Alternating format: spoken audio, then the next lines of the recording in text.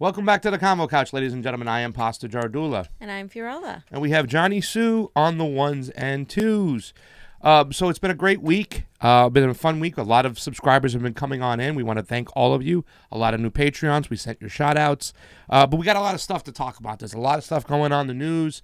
Or mine's Bernie Blue, but... Bernie Blue Beret. Yeah. These are the Medicare for All berets from the Medicare for All Red Beret people in Washington. Yes. The Bernie-crats up there. The progressives, we met them when we went and saw Sarah Smith. Mm-hmm. Just amazing people. Laura Fielding, thank you so much. Thank you so much. I love the letter, too. That was really sweet. So we wanted to wear them. I think she wanted to make sure you got your Bernie Blue. I did, and it says Bernie right here. It says not me, us. It says what? Not me, us. Not me, us. So let's get into it, fam. First story up for bat. Let's talk about China. So protests have been continuing to go on. We haven't done a story about this yet, but I've been paying close attention to it. And when it comes to a lot of these situations, it kind of helps to let the situation play out. It's been over almost a month of protest, I think, of hardcore protests going on. And some politicians have been supporting the protest in Hong Kong. So let's take a look at the Twitter. Let's see where the what's the word I'm looking for? Where the feeling of the Congress is at, what they're sensing. Starting off with our favorite, Mr. Adam Schiff. He says the protests in the streets of Hong Kong are defending basic democratic rights. Efforts by authorities to crack down on dissent must be resisted by all freedom-loving people. I stand with the protesters in opposing the extradition law and the violent crackdown. The only problem about that, Adam, is that the extradition law was pulled off the table by the Chinese government in Beijing. They said they're going to suspend the law. And then he also puts all this language in there, the freedom-loving people. That for me is code. When you see the neoliberals going, we're fighting for freedom. Yeah, bullshit. You're fighting for nothing but corporate interest. How about your friend Nance? Do you want to read what she says?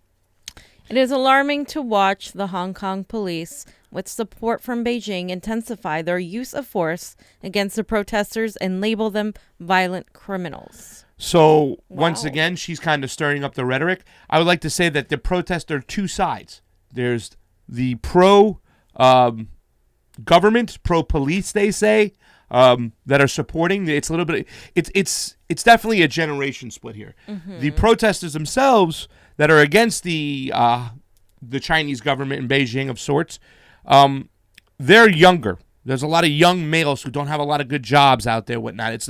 It seems like it's a split in generation. So Nancy Pelosi, once again, with her rhetoric, because I think the Beijing police or the police in Hong Kong, have done a hell of a job compared to some of the police over here in this friggin' country. You want to worry about police force, Nance? There's a lot of stuff going on that you got to fix over here. Hey, here's your girl. Why don't you read your girl? AOC. Organized civil and massive nonviolent pro-democracy direct actions have been happening in Hong Kong, too. In this instance, to expand civil liberties and demonstrate against an extradition bill. Pay attention. These are hundreds of thousands of people organizing and showing up. And she's making it sound like it's one side.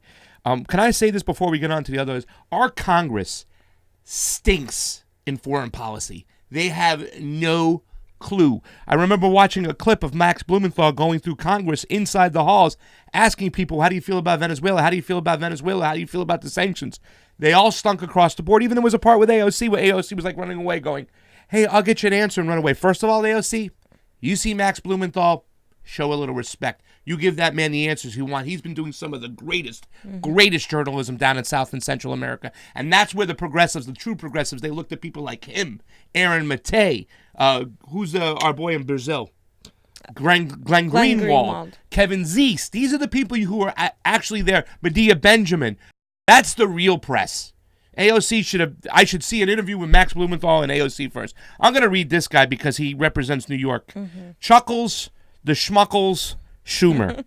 Chuckles says, America hears the people of Hong Kong. President Donald Trump, it is unacceptable that you are not standing up to President Xi as he intensifies his crackdown on democratic rights in Hong Kong. The Chinese Communist Party must face consequences. Does that sound like a liberal to you? Does that sound like it sounds like a liberal to me, but it doesn't sound like a progressive. Exactly. I think you got to. They've co-opted that word. Here, fam, I'm going to let you lead. Oh, God. You love this woman. Elizabeth is putting the war back in Warren, as Johnny Sue would say. The people of Hong Kong are making clear that they will not tolerate repression, and their movement affirms the power is with the people. They deserve our support and the support of the world. So far, we're supporting one side. One story. Oh, God. Here it goes. KK, Kamala, what'd she say? I stand with the people of Hong Kong and affirm the fundamental right of all people to peacefully protest for their rights. The President of the United States should call for the same. I'm just wondering, fam, where were all these politicians when the people of Venezuela were in the streets? Were they supporting them? No. Right. All they were saying is Maduro this, Maduro that, Maduro bad. I got to read Uncle Joe here and stuff. Is it my time? Is it my time to talk? Yeah. Let me tell you something. Obama. My name is Joe Biden. Obama. Joe Biden. I was a friend of Obama. Shut up and read Sorry, the the brave protesters in Hong Kong are demanding the rights and freedoms promised to them. The U.S. should be leading the free world to rally support them and, with one voice, defend our shared democratic ideals and the desire for liberty that beats in every heart. I mean, where does he come up with this shit? He didn't write that. Where does he come up with this shit? I can just hear his freaking voice. And fam, the most disappointing one right here. Go ahead. The demonstrations in Hong Kong are an inspiration to us all.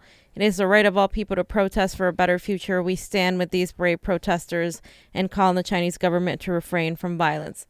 Okay, he didn't say anything about us getting involved, though. Dude, but he says he calls on the Chinese government to refrain on violence. Because that's what we're being told. He shouldn't be where we're being told.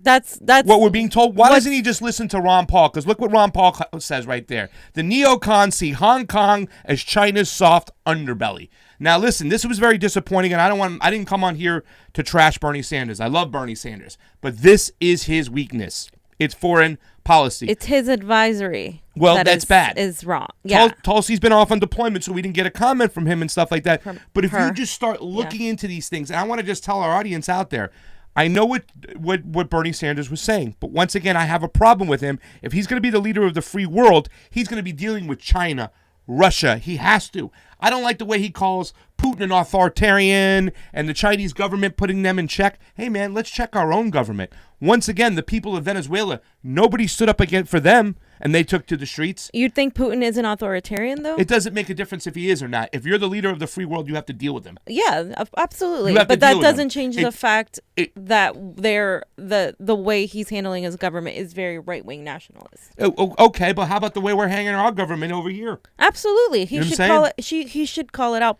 both. And remember, in that same speech, he didn't call out Netanyahu. You know what I'm saying? Yeah, he has to call out Netanyahu. And I think BDS and not supporting BDS is a huge weakness that I have a problem But with. why don't they just play it the Tulsi way? You almost gotta twist Tulsi's arm for her to say that this person is an enemy of sorts. In other words, she's like, listen, all leaders can be considered authoritarian or dictators or adversaries, whatnot. We still have to have a relationship with them. We have to talk to them. By putting a wedge inside before yourself and kind of agreeing with mainstream media. You know what I'm saying? He didn't mention everybody there. He didn't mention the pro-government people, and there's a lot of them. I think there's a video out there that went viral that showed a younger protester and an older protester hugging and crying, because it's a different type of protest. They're up over here and they're in each other's face. So when you see those pictures, you don't even know if it's pro-government, anti-government, or what's going on if they're both next to each other. I think off the bat, though, this issue is far more complicated than Venezuela. You can't just say, oh, because the neoliberals are supporting it, it means that it's automatically the NGOs. No. You can't just say that. No. Okay, go ahead. But I'm definitely suspicious when I see Chuck Schumer, Nancy Pelosi, Elizabeth Warren, all of these people that have been extremely pro-war, extremely pro-regime change, supporting the only one side of the argument. And I don't put it past us to go and interfere like we've done time and time again. But I still think this issue is a little bit more complex. You know what? Listen, it is a little bit more complex, but here's the thing. There's got to be an automatic red light.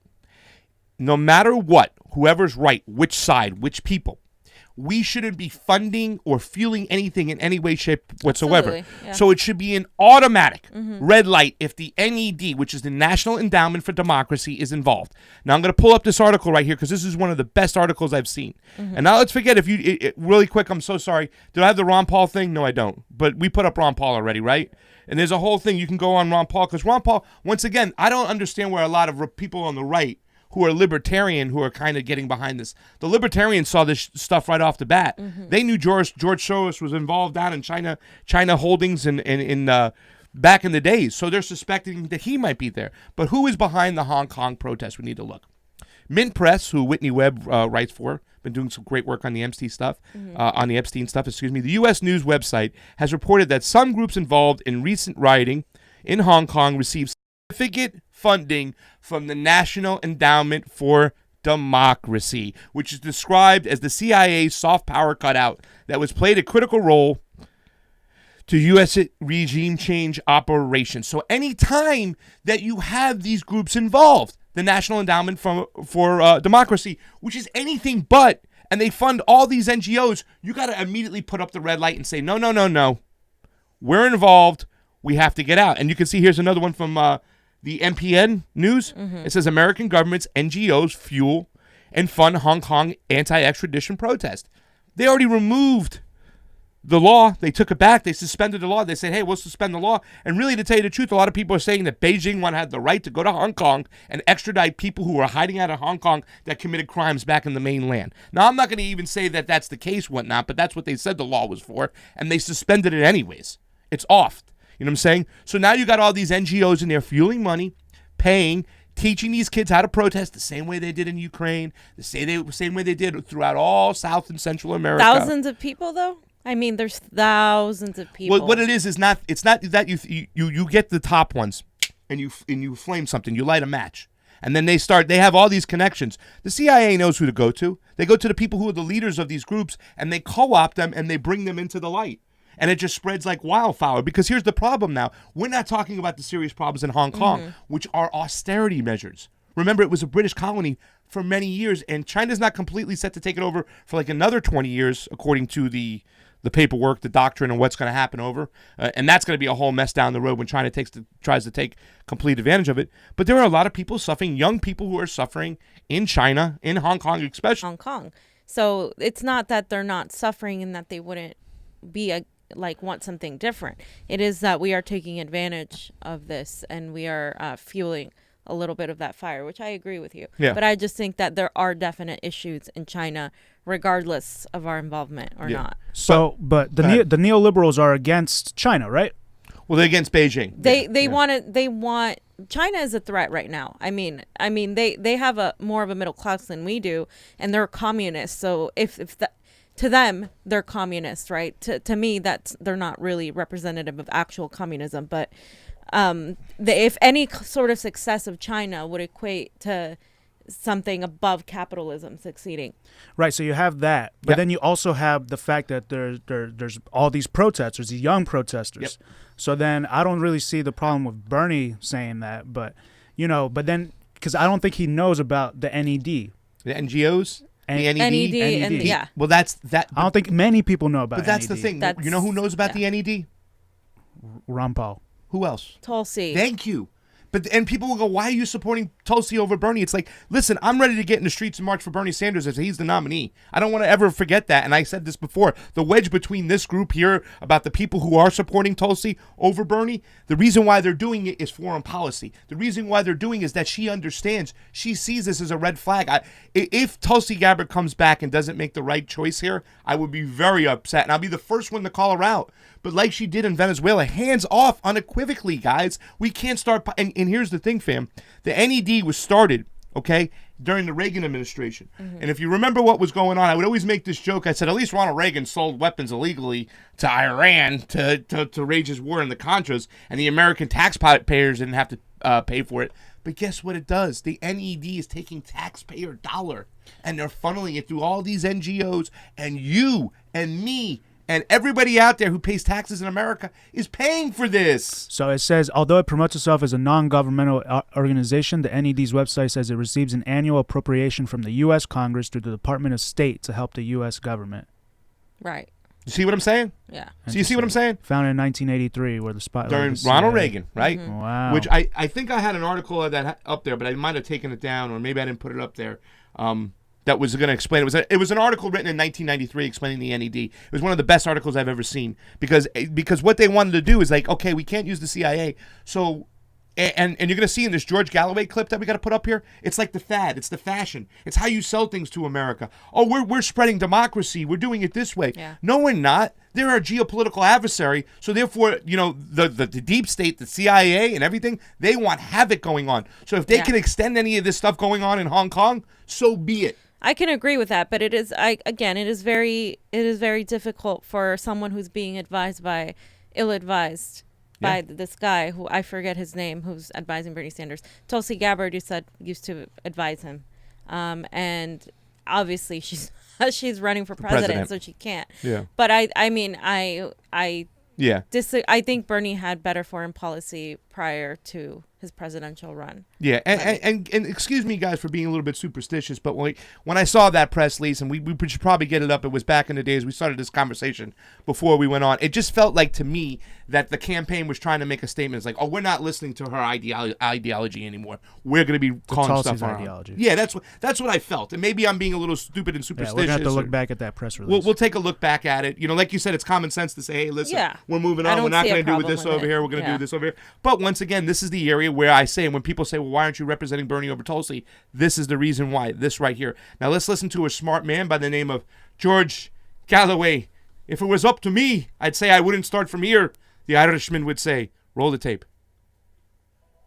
9 consecutive weeks of protests in Hong Kong, initially sparked by an extradition law. Well, you got till 50 seconds. So. Hold on, ladies and gentlemen. Hold still. Initiated by mainland China. Protests have erupted into violent clashes between demonstrators and police. The chaos even causing flight delays and cancellations on Cathay Pacific, but Beijing saying they're going to, quote, introduce something new to attempt to quell the unrest. This as Hong Kong city leader Carrie Lam defiantly refuses to step down. Joining us to discuss, former UK MP George Galloway. George, always good to see you.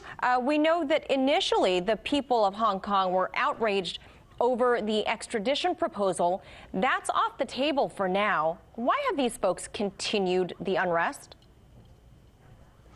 Well, 9 weeks is quite a considerable feat of mobilization, and not though as considerable as the 38 weeks of the Yellow Vest mobilization in France. I make the point because there's absolutely no coverage of the Yellow Vests in France, but there is unlimited coverage of the events in Hong Kong, which is related directly to your question.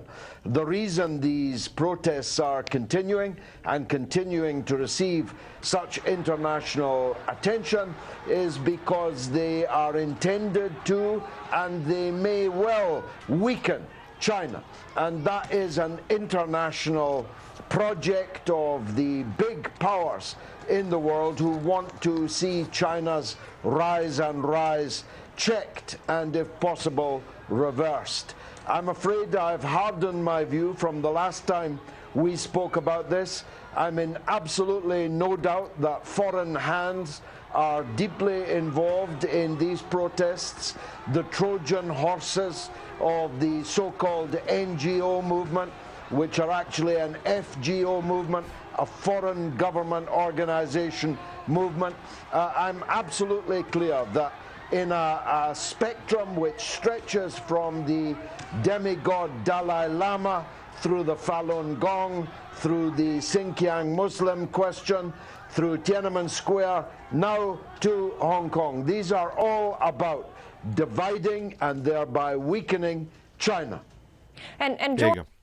So you can see what George Galloway says. It's like the new fad now. The NGOs. It's like the American government and the intelligence agencies just package this thing up to make it sound like, oh, we're helping people strive for democracy in areas where they're suppressed, and that's what we're going to do. We're going to take your money. We're going to put it to work. No, they're fueling these things. And they marry, and let it be clear that these areas some people in these areas are definitely repressed and definitely have issues.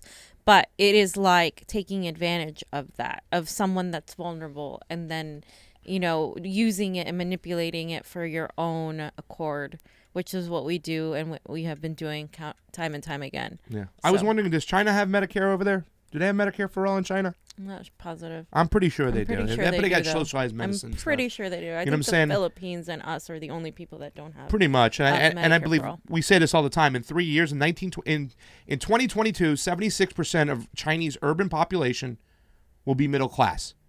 In those 3 years, 45% of Americans will be middle class. We're going the opposite way. Like I said, this whole kind of mentality, and even the Democrats are doing this, and that's why Tulsi's so important to be on that stage, because she's that anti-imperialistic voice. You know what I'm saying? Even the Democrats are there. So, by the way, too, fam, just to show you another little thing, with the NGOs, usually when the NGOs, it takes a little time to come out which NGOs are doing what, and eventually we'll find the funding. We haven't found George Soros directly linked to an NGO, but he's had a lot of business and a lot of times in China in the past. And I think I even put in there real quick that he put up, maybe I put up there, that he put up that George Soros was involved. But yesterday, fam, Google, YouTube decided to suppress over 200 videos about Hong Kong. And look at the way they label this stuff. This is the disgusting part that just drives me crazy.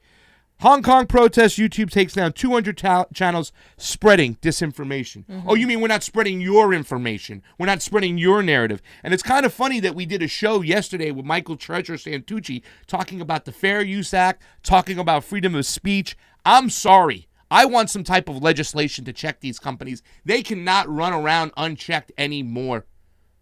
I'm done with them. 200 channels, fam, they took down because it didn't spread their narrative.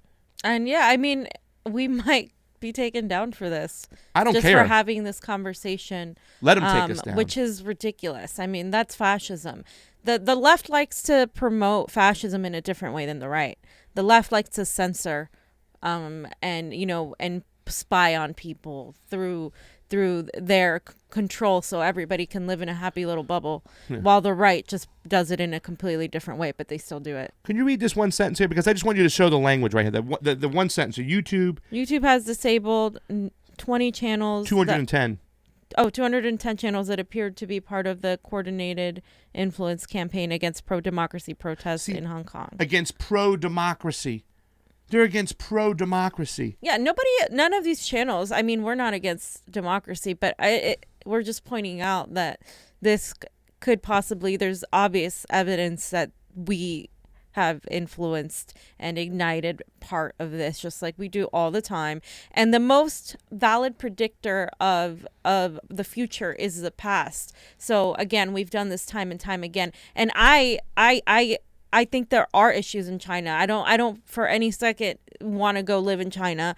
I don't for any second, envy their form of nationalist authoritarian government. I don't. No, I don't. I envy the fact that they haven't gone to war in 3 decades. Okay, that's what I envy. Okay, but so if you're pro-nationalistic in a way, you're pulling back and you're not interfering with anybody's business. But aside from that, there are better ways to do that than to become a state where you have no say in a lot of things. I agree, but we're not the country to tell them that because we have our own goddamn problems. Absolutely, we are. We have our own forms of Absolutely control. We are. And the Epstein case is showing. And George Galloway is actually connected to the Epstein case, fam. He was the one. We found this out yesterday. Mm-hmm. I didn't know this. I knew that it was the Labour Party within British Parliament to take him down. This is Robert Maxwell, Ghislaine Maxwell's father. But it was Seymour Hersh who came over and gave information to George Galloway, and then he took it and just exposed this man for what he was. If we had you being exposed, we could hit it up. But that was it for that, fam. I think people have to make their own decision and see what's going on. And really, I still think we should make a change. If it's not Tulsi, it doesn't have to be Tulsi who's advising him because obviously she's running her own campaign. But I think Bernie Sanders, hands down, needs to get away from this guy. I forgot his name. I got to look it up and get a new foreign policy advisor. This guy, fam, I'm sorry for cursing, is poo-poo kachoo. I can agree with that. Are we moving on to me right now? Let's move it on. Wait, I also want to mention that while these Hong Kong protests are going on, there's also protests going on in France with the Yellow Vest movement. And, no coverage there. And no coverage. No coverage there for the mainstream media, right, Johnny? No coverage at all. There's been very little coverage of other protests and of other issues happening as well. The pro-Maduro, they're not out there following the pro-Maduro. Oh, yeah, no. The anti-Maduro, they'll show you in a heartbeat. You have to look at all of those. And this was today, and, the G7 summit is happening there. Yep. So we're going to be looking at that. Right now it's nighttime in France, so. Okay. Pasta, you said you had it. You're on right here. This is it right here. China. First one right there, girl. Awesome. So let's. Whoa. Get your position. Go down a little bit. No. I'm all the way up here. Yeah, that's what I'm saying. You said go down. Oh, I meant with your fingers. You're so ridiculous.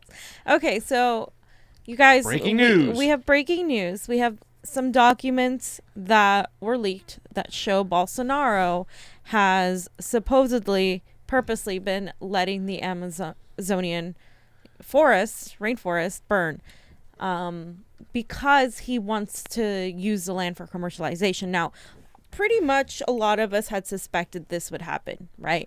And then to be clear, the United States had a lot to do with Bolsonaro's reign. We went in there and helped get Lula out, and Lula da Silva is now in prison. And Bolsonaro is in there. Pasta and I have been talking about this for a while. So the Amazon, as many of you know, is burning. We have some pictures that Johnny can put up of what it's looking like. The Amazon is known as the lungs of the world. I mean, it is a place where there's unique animals, unique insects, unique plants, exactly, pink dolphins.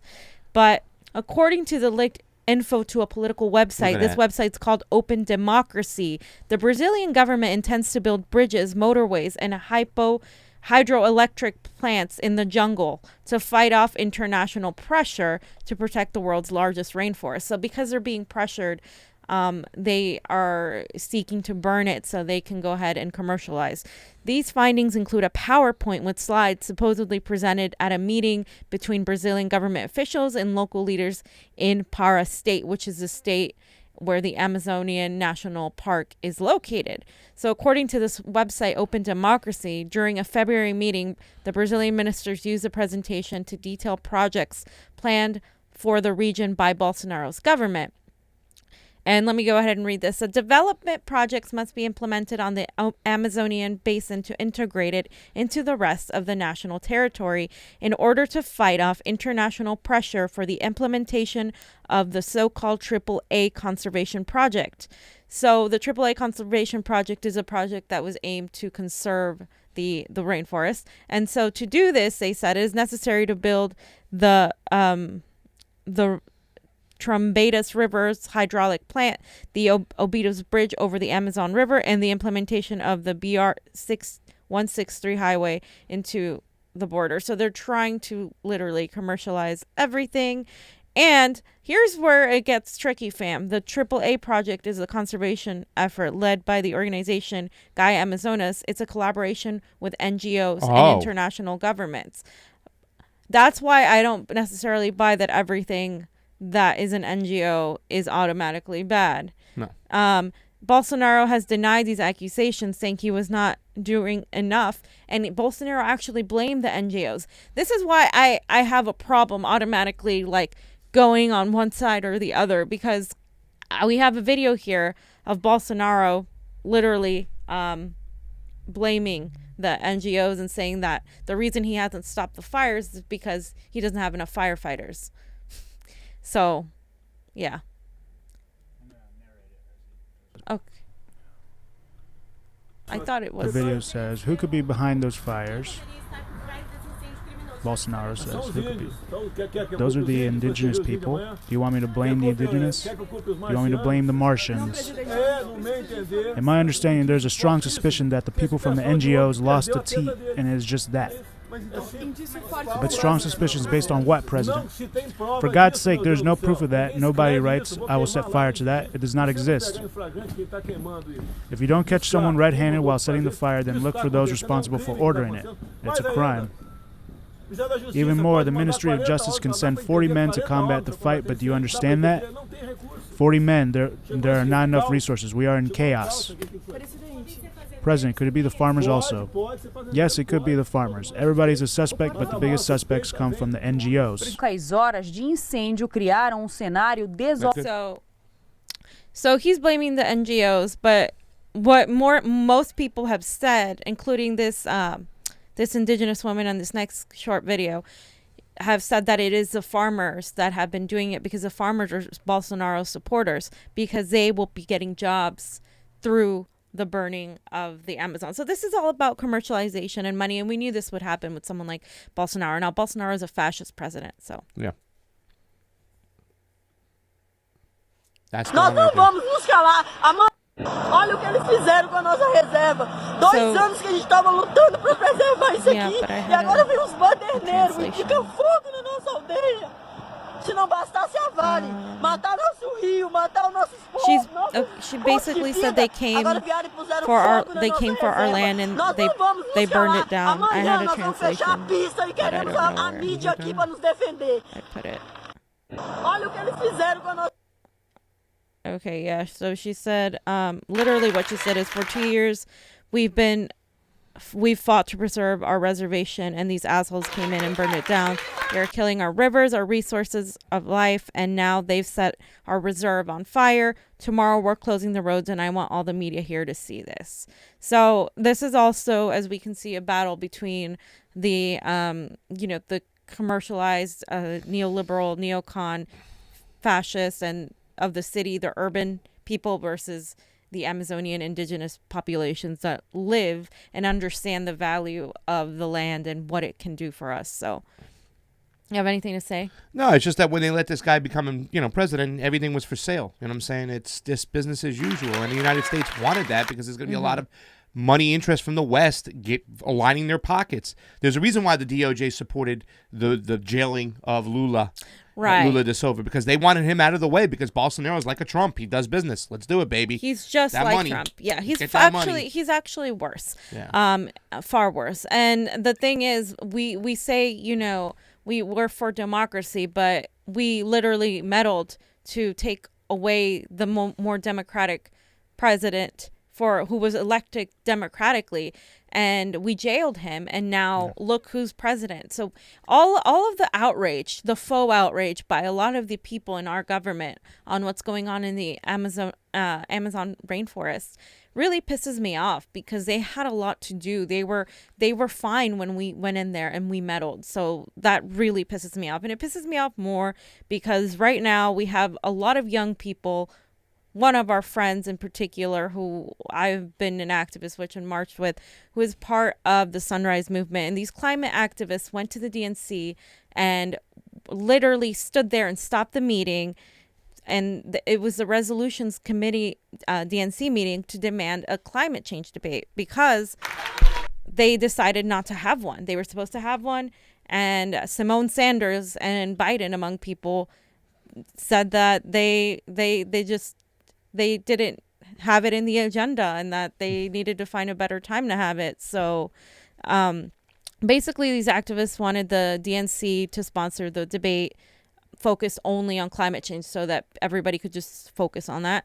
It doesn't seem like a big ask, especially for one of the most existential threats we have. But the party's Resolutions Committee disagreed, and they voted against recommending that the party support a candidate's debate. Members didn't disagree that climate change is a big issue, but they still fear that if they sponsored the climate debate, they'd have to do for every other issue as well. Who's that person? Do you know that person in the front row, the young lady standing up there with the short hair? She looks familiar, like her. Yeah, I think we've seen her. We've seen her out when we about. went to Sacramento, probably. Can I tell you something too? Like we talked about this yesterday, about a debate on this stuff. Like, I think we're so beyond a debate. I'd rather them just kind of make a list of people who voted against legislation, and let's show up at their office and scream. If you haven't been for fracking for a long time, against fracking, and you haven't supported anti-fracking legislation, you'll show up at your office. But I don't want to hear these candidates go up there and lie to me anymore. You know what I'm saying? Right. I'd rather just call these people out right now. If they're not going to give them a debate, let's move to that stage of the game. I mean, let's just list their names and go out there. I disagree. And show up. I think there's need for a debate, because if they're lying, we're going to catch them lying live. We're going to be able to, like Kamala Harris, some of them. Johnny, I think I have another video that I wanted to play. This one just kind of shows an overview of what happened. Watch what he says. Yeah. Watch what he says. One candidate is...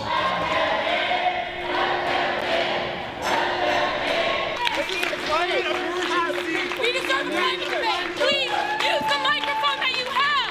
Everyone will just calm down. I've got 300 calls on this, and as a lifelong organizer, as a party leader, I can't ignore the grassroots in this moment. This conversation is key, but it is frankly, if we wanted to make substantive changes to our primary process, a conversation we should have had last summer.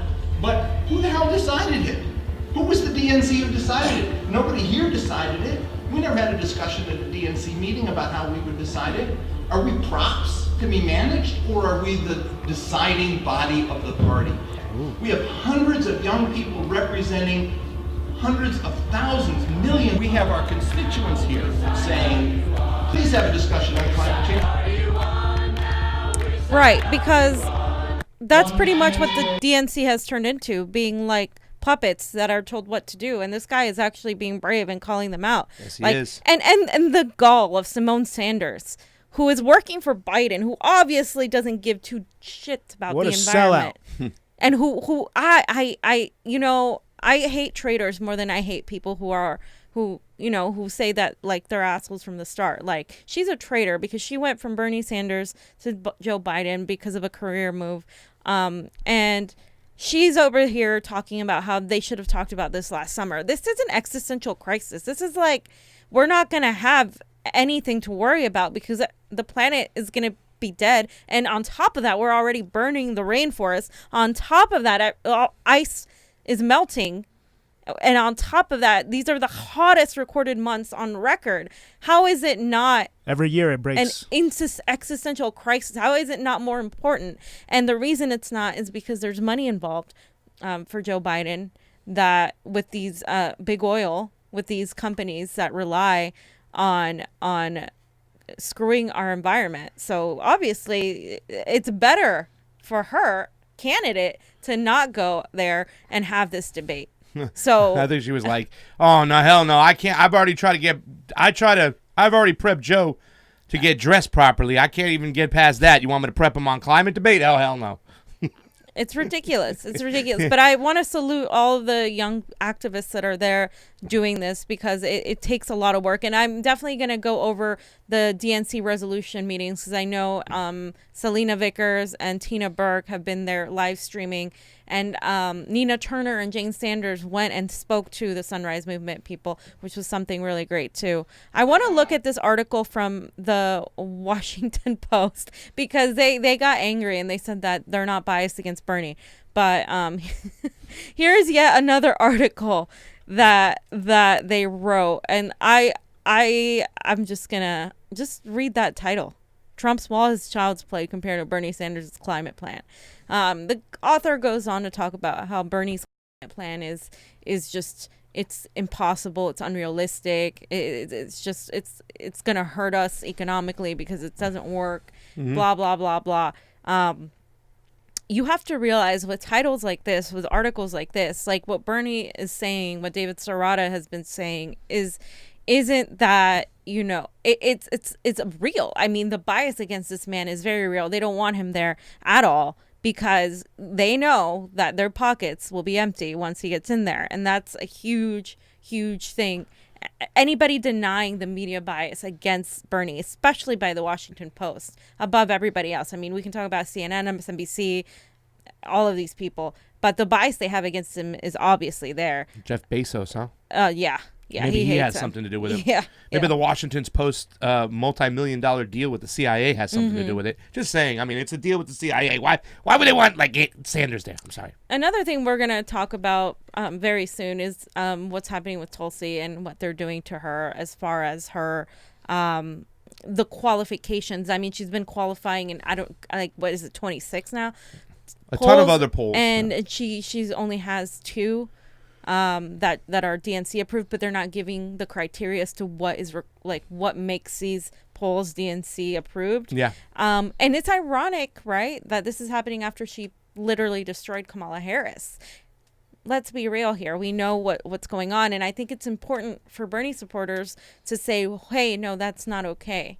And say something, because if you're a progressive, if you're a true progressive, you're going to call out corruption regardless if it benefits you or your candidate or not. And Bernie's my candidate, but what they're doing to Tulsi is disgusting, and it shows that they're willing to manipulate things against her. They're obviously going to do it for him as well. It's like, oh, we only going to count the polls that we can fix. We can't fix those other polls. Yeah. But these polls over here, we can fix. And even when 2 early states in Iowa and New Hampshire, where she's got the Boston Globe, she's even qualified in that poll, which is a big powerhouse poll, she should be let on. But now they also have said that they will adjust as they go along if, in fact, they see things, inaccuracies, which will get in the way. So they should go through her request and let her allow her to get into these debates. It's ridiculous. It's ridiculous. It's ridiculous, fam. I think that's all we have for today. No, I also we got Johnny's got something. That's it for Fiorella's section, my section. Now we go to the Johnny Sues. No, actually, that breaking news about an hour ago says Brazil military begins operations to fight the rainforest fires. I think I also heard that it started raining. Yeah. Yeah, maybe. That's good. The pink dolphins is who I'm concerned about, Johnny. The pink dolphins. In your little thing, the very last thing I put on there is Evo Morales, who rented a big plane, the Max Blumenthal one. It's at the very end of your dock. It's the big jet that goes across, and it just dumps out a bunch of water right there, that bottom one right there. Yeah, you should see this. Max Blumenthal, fam. I know you're a fan of Maxie. Look what he put up here. Check this out. I know you love Maxie. Now watch this big plane. President Evo Morales. Bolivia. Bolivia's president. Yep. Yeah.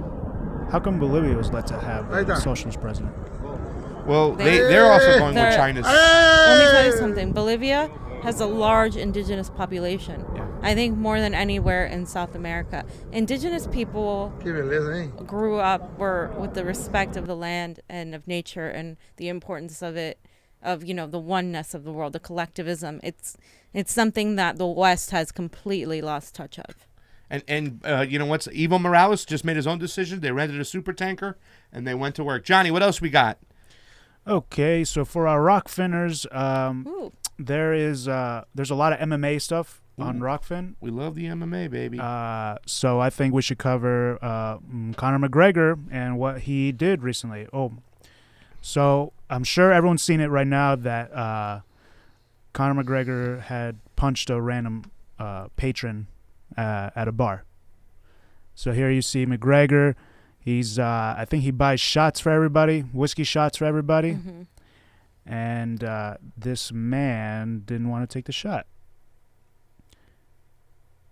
Let's see here. Yeah, so he's buying shots for everybody. He gives the man a shot glass. He's like, no, I don't want it. Oh, no, it was this guy. He slammed it down. I don't want it. He's like, I don't want it. I don't want it. He's like, I don't want it. I don't want to drink your drink. Whatever the case may be. He's an old man. Yeah. He's just, just relaxing at the bar. McGregor's like, all right. Pour shots. He gets cheers. into it. He cheers, and then boom. They're going to show it again. Quick punch to the face there. Bam! Why? Because he didn't want to drink with him. Because he didn't want to take a shot. Isn't that stupid? That is stupid. Conor McGregor's got to be done now. That's just... I'm done with the guy now. That is ridiculous. I'm done with him. So the reaction is that the fans were pretty mad. Yeah. And I agree, Darren. And here you can see what some fans from Florida and owner of an Irish pub in Florida flushes Conor McGregor's Proper 12 whiskey down the toilet after an assault video of the UFC star hitting an elderly. Okay, guys, you know how I feel about this, so go ahead, grab a bottle and follow me.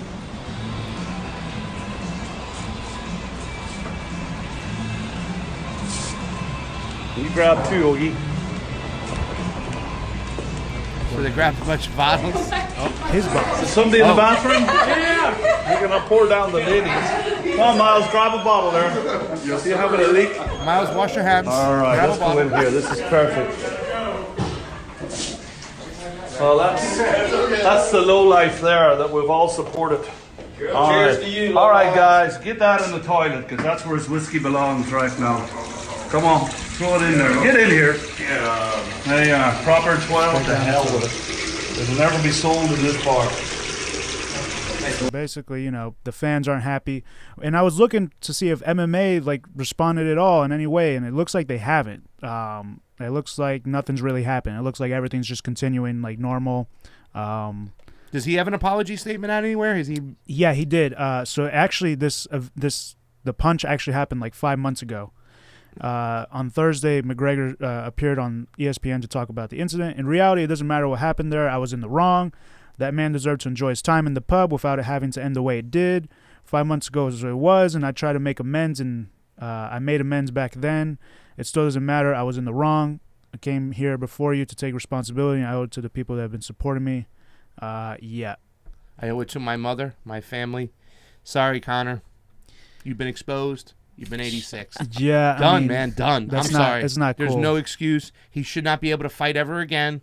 Yeah, I don't know what happened, and really I don't want to just jump to conclusions, but so many situations before with him throwing the chair at the bus, and I know Dana White capitalized on it because it was some serious moments, but you know what? The guy earned so much respect for jumping in the ring with Mayweather. Mayweather was looked upon as the bad guy because he had problems beating his wife, and he was idolized to hey man, this is an MMA fighter jumping in the ring with one of the best boxers in the world and lasting a long time. We thought he had so much heart what he did. We even saw videos of Conor McGregor jumping on a street fight with some young kids where they were picking on a small kid, and he ran off the bullies. It was like, little fuckers, and he ran them off. And it was like a moment thank you, Conor. But now this happened, it's like another situation, and seeing him hit that old man, and that old man could take a punch. Yeah, it just sucks for McGregor, I thought his career was going to be ruined, but it doesn't look like anything's happened. So what the fuck, MMA? They're used to having those kinds of people. Not really MMA. MMA is a little bit different. That's what I'm saying. MMA let me tell you something. Boxing, MMA fighters are very, very different. It's a game of chess, which I should have bought a chessboard the other day so I could kick your butt in chess. Fam, you probably would lose in 5 one seconds. One of our fans is saying Conor's a sexual assault. We're gonna have to look into that. Search it up. Darren Alevy said that, and if Darren Alevy says stuff, you better listen because Darren Alevy knows his shite. So yeah, that sucks for McGregor, and just a reminder for everyone to keep a cool head. Nothing in this life is so serious for you to react in such a way.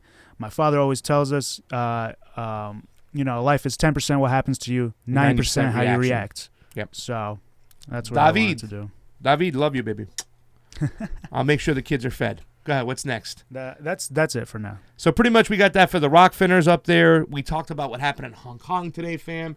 We talked about Bolsonaro. And, there's so many angles. Because you did point out something, and I want to say something. NGOs, not all NGOs are bad. Mm-hmm. They're not. They really are. They're nonprofit organizations of sorts. There are ones that go out and look to protect the environment, like the ones who are complaining about what's going on. But there's a lot of ones that they kind of hide. And if they're funded by the NED, you have to say anything from the NED, the National Endowment for Democracy, has to be an immediate red flag and say, no, we're not going to support it, whatever. Hands off Hong Kong, hands off Venezuela. If we see some acts of atrocity, of human, what's the word I'm looking for? But if we see some really acts of violence that are really taken upon other people, then we can go in there, we can act in a humane, humanitarian way. But getting involved in fueling these things like we did in Hong Kong is just... It's the same little regime change playbook, and we have to get away from it. All right, fam. Is that it? Yeah. That's all I'm going to say. Let's do some shout-outs. All right, I'm going to go on the YouTubes real quick. You go on the YouTubes. We got Nestor Gonzalez, Eder. We have our boy Michael Cruz there as well. We love you, Michael Cruz. No shoes, Michael Cruz. Susan Herbert, Brian McManus. We saw Darren Alevy. Of course, the Super Progressives are on there. We love you, Super Progressives. Kathy Bradbury. Nestor Gonzalez, DK Workwise. We love you all. Thank you. We had 150 people watching on the YouTubes, fam. What do we got on the Facebook? Facebooks, we got Dolores Pierce, Lane Farmer, Michael Stander, Amber Lee, Aura Grego, Tim Johnson, Hi, Mr. Revolution, Tim. David Perez. God bless it. Gabriel Ramirez. And I saw Valerie Flanagan. And hi, Valerie.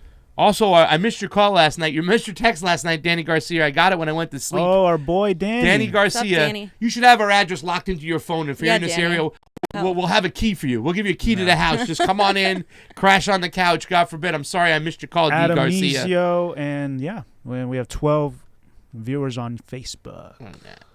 Yeah. We want to thank people on the Twitter, the Twitch, all you people out there in land. Feet Meet Fire on Twitch. What's up? We love you. What's up? Thank you for watching. For Pasta Jardula. And Fiorella. Johnny Tsunami. Convo out. Bye, everybody. Happy Saturday.